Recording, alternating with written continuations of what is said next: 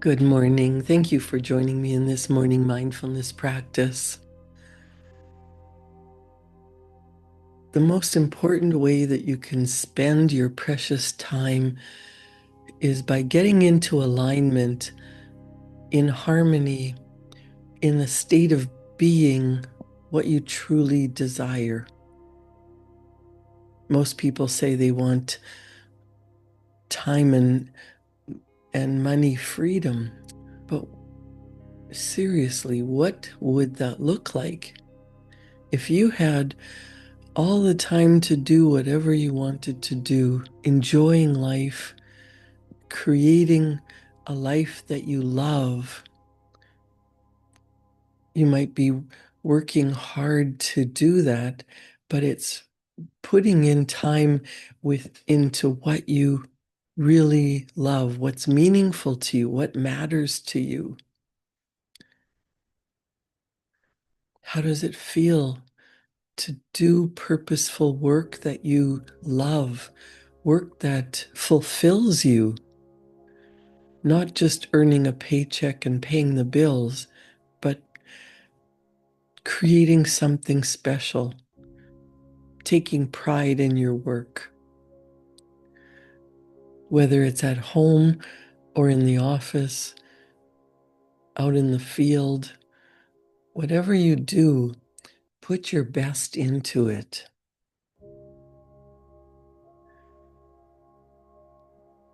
What does money freedom look like? Would you be working every day?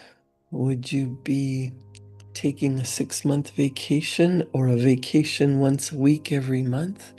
Would you spend 6 months in a warm climate and 6 months in your current location? Everyone has options and choices, but we don't allow ourselves to make the decision and go after what we really want. And sometimes we look at what other people have and we feel a bit jealous or wishing that we were there. But when you really think about what you desire, you start to realize you don't really want what other people have. Your heart wants what your heart wants. So many of my friends spend 6 months of the year in hot climates, and I used to think that I would love that, but I find it boring after a while, and I would miss my grandchildren so much. I love being in a warm climate when it's minus 30 or 40 degrees Celsius where I live, but then I want to come home. So home is where the heart is. And what would your ideal home feel like? Comfortable, beautiful, cozy, or expansive, warm and inviting? What's your ideal? You can make that happen. When I was working full time, I took a course called time management, and there's a lot of programs that will tell you to block out time of the day, do your calendar in color blocks, make sure you fit everything in. But what you really want to fit in is what matters to you. Bob Proctor taught me a different idea about time management. He talks about it being a great illusion. And in his book, It's Not About the Money, he writes, much time and attention is given to the idea of time management. Everyone wants to know how they can fit more into their already packed schedules. But there's no such thing as time management. Time is a static force that never changes. You can never really make more of it. Really, the only thing you can do is prioritize your activities to accomplish the things that matter the most.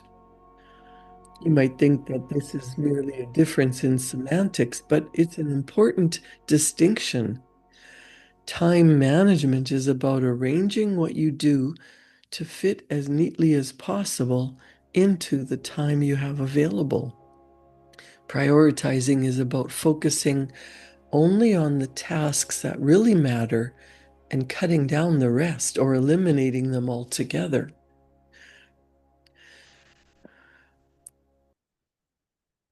One of the most important things that you can do in your life is spend time thinking about creating your ideal, because when you focus your conscious mind on what you want to be doing for work, for leisure activities, for loving family relationships, are you doing that in your physical world? So you want to think about where your time is being wasted. And part of that might be worrying and doubting. Part of it might be spending so much time worrying and being in fear of the future instead of enjoying the present now, the present moment, the time you do have. Everyone has the same number of hours, and some people can barely get out of bed and drag themselves to a job that they hate, and other people are running 20 businesses. It's what you do with the time that you have allotted to you.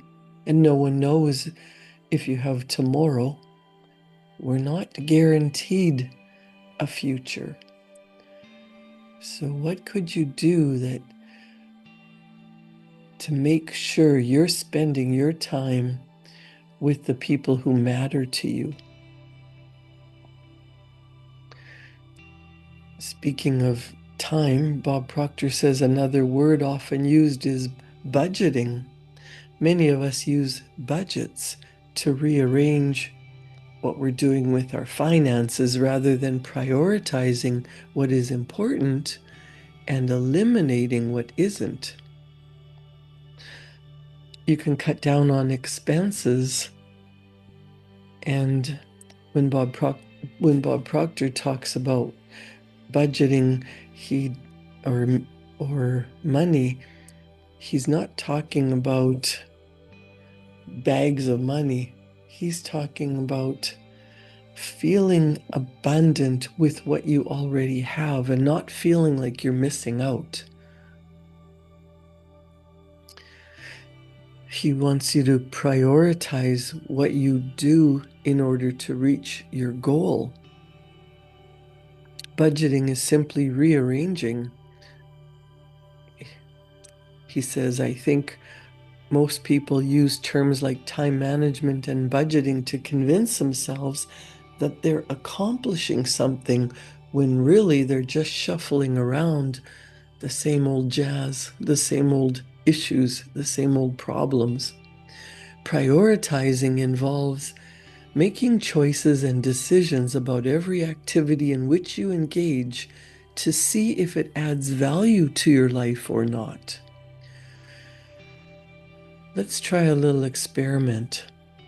Look at your life right now and think of the activities that you are currently involved in. And think about what you want to accomplish with your life. You can probably carve out an hour or two here and there each week to work toward your goals. It might not be much, but it's something. Now, when I studied with Bob Proctor, he insisted on spending an hour a day studying. But he's got so much material, you could study all day long. And he would say, don't study all day long. Get up an hour early and study the laws of the universe. Study how you can think into better results. Study yourself. Where are you spending your time and where are you wasting your time? How much of your energy is wasted on worry and doubt? How much of your energy is spent having the faith and going in the direction of expanding your universe, going after what you truly desire, feeling as if you're already living in a beautiful life and going out and taking action? I ask my clients to study an hour a day, to study material that will change your perspective, change your attitude. And attitude is a composite of your thoughts, your feelings, and your actions. Doing things differently in order to get different results. And it's a progression. But when we don't study, when we don't pay attention, when we don't look at what we want, we tend to go backwards and fall back into old patterns.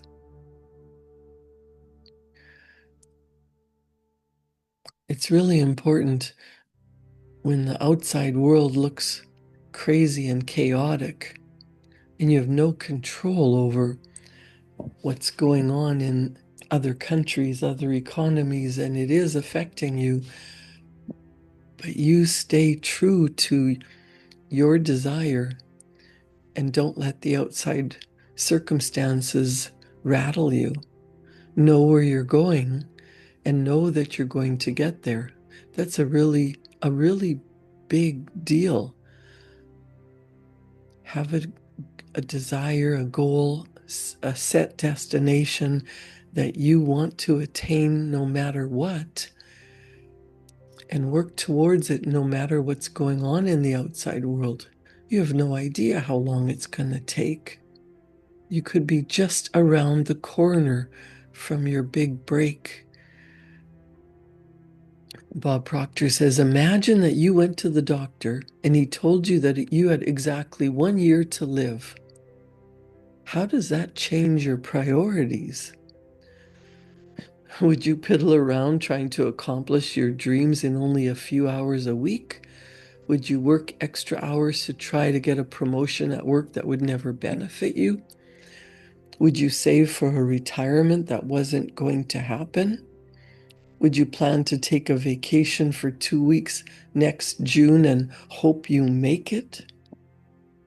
Would you sit in front of the TV all night?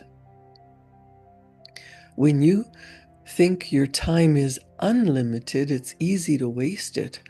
However, when your perception is altered and artificially shortened, time becomes very precious indeed.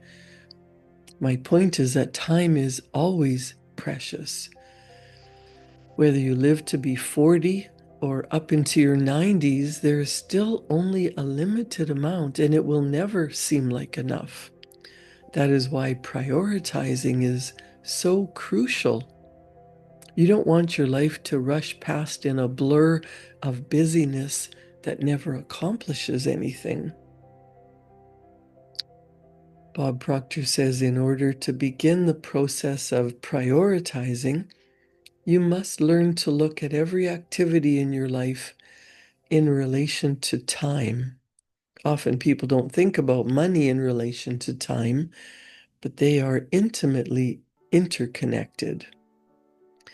Many of us are enamored with the concept of a deal.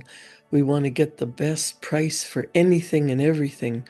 We convince ourselves that we must do so in order to make our money stretch out as far as possible.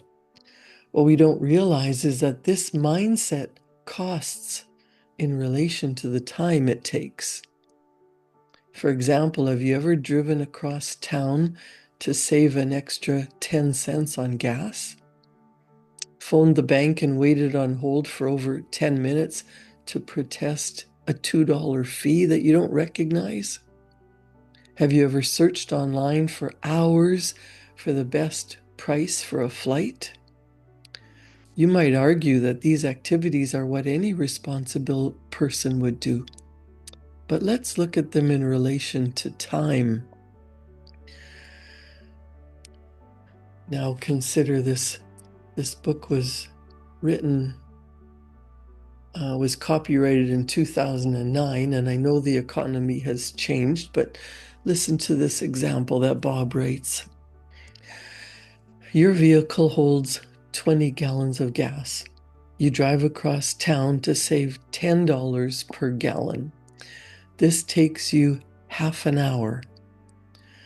You saved $2. Now, if someone were to call you and offer to pay you $4 an hour for your time, you would be insulted. But that's what you just demonstrated your time is worth. If you call the bank to save $2 and wait 10 minutes, then you're worth $12 an hour. If you search 3 hours online to save $30 on airfare, then you're worth $10 an hour. But wait, there's more to that. Not only are you devaluing your time to a ridiculously small amount, you're also experiencing what is known as opportunity cost. This cost is the price you pay in lost time for being unable to fully implement ideas that earn passive income, or to put off implementing them because you think you don't have time. For example, let's assume you have a great idea for a website that produces income by providing readers timely newsletters and articles on parenting. You want to get the idea up and running, but you don't think you have time because you're too busy. So you wait. A year goes by, then two. Finally, you get things underway and the website grows over the next year to produce $5,000 per month in subscription and advertising revenue. It's easy to look back and see what all those busy activities actually cost. Things like hanging out with coworkers, chatting on the phone, watching TV, texting your friends, surfing the internet. How many people get lost on Facebook? Even volunteering for committees. You felt busy, too busy to insert a new business into your life. But what did all that busyness get you in relation to what it cost by delaying your beautiful idea?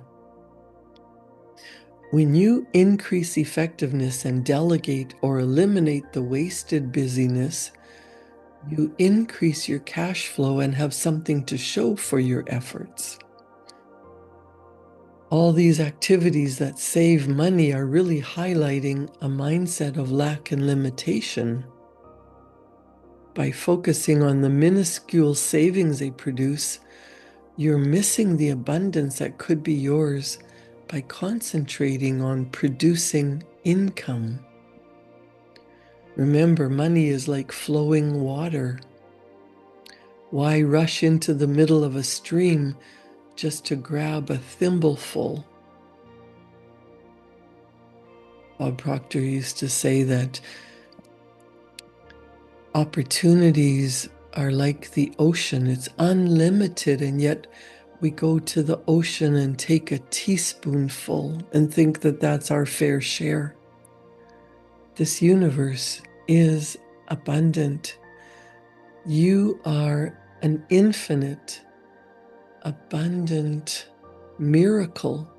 You have infinite possibilities available to you. Stop spending your time worrying about how things are going to work out. Bob Proctor writes, another great time waster is the old what if game. You worry about the mights, what might happen. You worry about the maybes. You rerun past events through your mind repeatedly. And that is wasting the present moment. There's an old Mark Twain quote, "I am an old man and I have known a great many troubles, but most of them never happened." The same is true for you if you engage in a great deal of emotional drama about things that are unknown or things that have already happened. You create troubles in your mind that have nothing to do with reality except waste precious time. It's easy to assume that if a task takes a great deal of time, that it's important. Think about your email.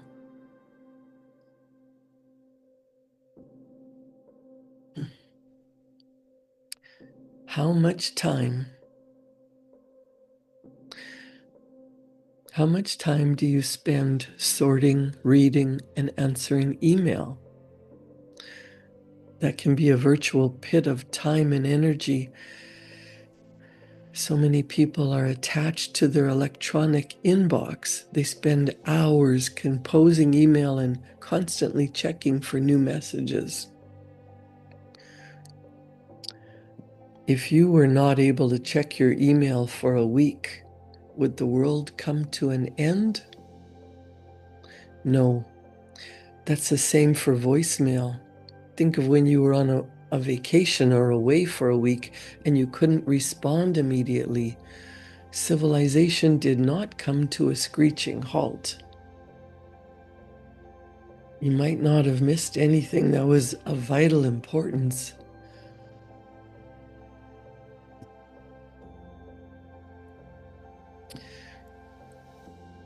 Very few things are truly urgent or important, but we get so wrapped up in the idea of instant communication.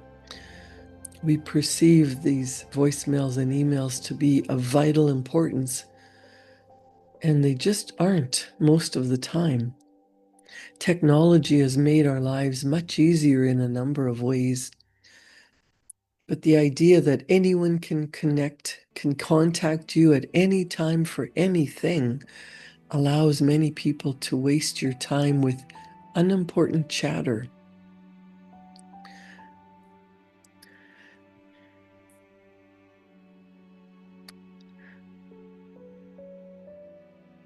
Can you automate your office? Can you hire someone to do the tasks that are important but not, or urgent but not really important to growing your business? Can someone else create your letters, your emails, your website?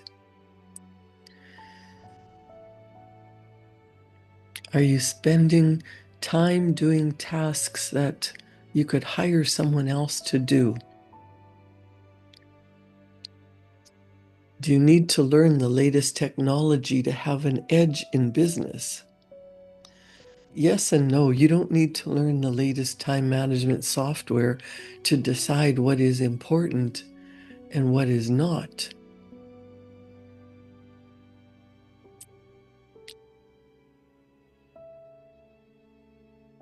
If there are certain technological advances that will move you closer to your goals, then use them.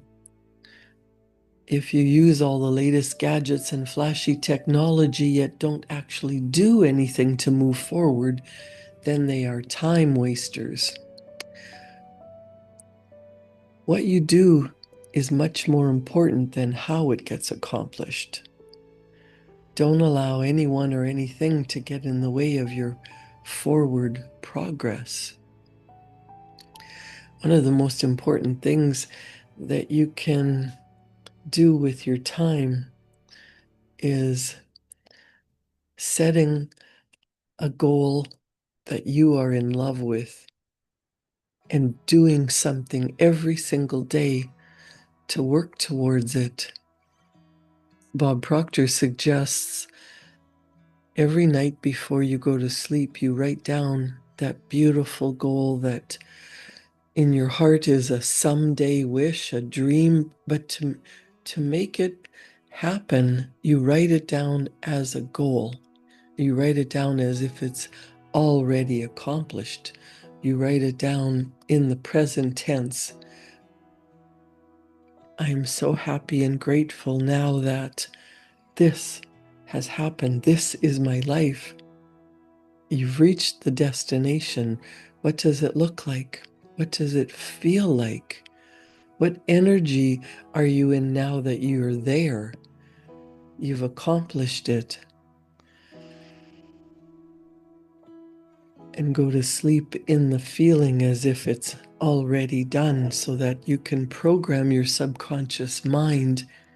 When you wake up the next day, you're seeing evidence of it already happening, already moving. But you also want to write down 6 goal achieving activities. What action can you take to get to that goal or get you one step closer to that goal? If you need to hire people to help you run your business, write down the qualities and the characteristics of the ideal employee, the ideal partner, the ideal love interest. What is that? The ideal for you, ideal family relationship, the ideal income. Write it down and write down what activities you would be doing if you were already there. You must do, not only think and wish and hope, but take action. We all have the same number of hours in the day. What are you doing with your precious time? What if you only have today? What if you only have 1 year to live? What if you knew you could accomplish your beautiful goal? How would you feel? What does it look like? Spend time thinking about, writing about, and taking action as if you're already there. Create a wonderful day. Thank you for joining me in this morning mindfulness practice. Don't waste your precious time worrying. Set a goal and get on with it. Have a wonderful day. I'll see you back here tomorrow morning at 7. Thank you.